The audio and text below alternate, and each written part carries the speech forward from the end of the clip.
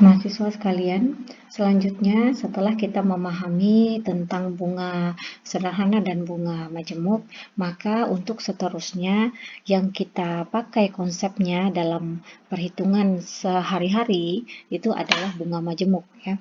Jadi bunga sederhana ini hampir tidak ada dipakai di dalam praktek sehari-hari. Nah, selanjutnya kita akan membahas tentang bagaimana cara kita menghitung ekivalensi dari satu periode ke periode lain pada sebuah nilai uang, pada suatu nilai uang. Maka cara paling standar ya yang selalu digunakan itu adalah kita membuat diagram arus kas terlebih dahulu untuk menunjukkan periode waktu yang kita pakai untuk menghitung ekivalensi dari nilai uang. Nah, dalam membuat diagram arus kas ada aturan-aturan yang harus kita pahami terlebih dahulu. Ya, di sini ada aturan panah ya, yang di sini ada aturan arah dan ada aturan besaran ya. Jadi semakin tinggi arah panahnya maka itu menunjukkan semakin besar nilai uang yang diwakilinya. Kemudian arah panah ke atas itu adalah arus kas positif, artinya itu adalah pemasukan. Sedangkan arah panah ke bawah itu adalah arus kas negatif atau kita sebut sebagai pengeluaran. Oke. Nah, ini adalah sebuah contoh. Di sini kita bisa lihat, perhatikan bahwa sudut pandang yang berbeda itu akan mempengaruhi bentuk dari diagram arus kas. Ya, jika kita berada pada sudut pandang si peminjam, ya, maka perhatikan, ini adalah titik nol, di mana titik nol ini adalah titik saat ini, ya, di mana si peminjam ini meminjam uang.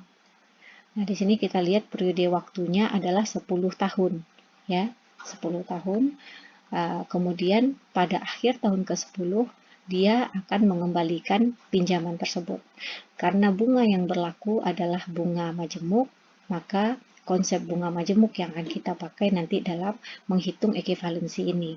Nah, yang kita perhatikan sekarang hanya bagaimana diagram arus kas ini menunjukkan bahwa kalau dari sudut pandang si peminjam, pada saat ini ketika si peminjam meminjam uang, artinya dia menerima uang, ya, ada pemasukan, sehingga arah panahnya adalah ke arah positif, arah ke atas. Ketika dia mengembalikan uang tersebut pada akhir tahun ke-10, artinya dia mengeluarkan uang, sehingga arah panahnya ke bawah. Ya, dan kita lihat bahwa tinggi anak panah yang di tahun ke-10 itu lebih tinggi dari atau lebih panjang daripada tahun ke-0. Kenapa? Karena memang nilai nominal yang ditunjukkannya juga lebih besar. Nah, sedangkan jika sudut pandangnya adalah dari sudut pandang si pemberi pinjaman, ya, maka pada titik saat ini, titik 0, si pemberi pinjaman mengeluarkan uang. Ya, sehingga pada diagram arus kas arah panah menuju ke bawah atau ke arah negatif. Karena perjanjiannya dia akan mendapatkan pengembalian pada akhir tahun ke-10, maka pada akhir tahun ke-10 dia akan menerima uang, sehingga arah panahnya ke arah atas atau arah positif dengan tinggi panah yang lebih tinggi atau lebih panjang daripada panah pada titik 0 yang menunjukkan bahwa nominalnya lebih besar. Oke. Nah, mudah-mudahan di sini bisa dipahami sampai di sini.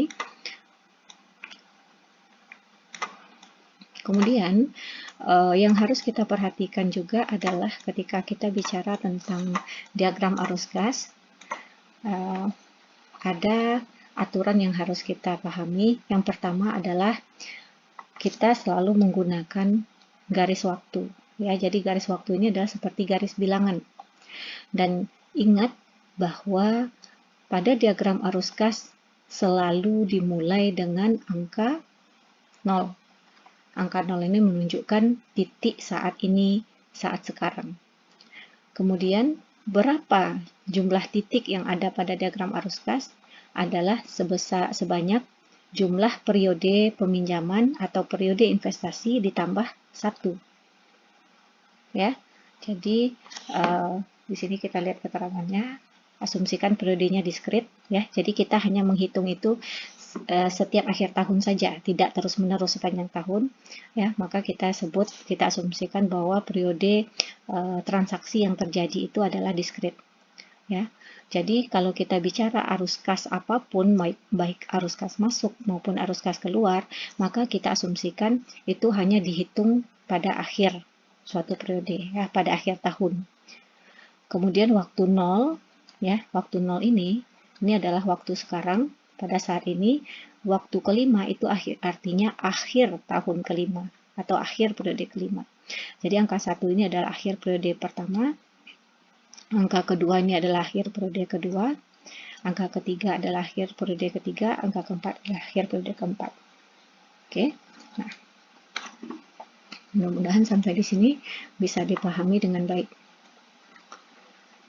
Kemudian kita akan lanjut kepada notasi yang kita gunakan di dalam bunga majemuk. Ya, nanti kita akan membahas lebih lanjut tentang notasi ini pada video selanjutnya.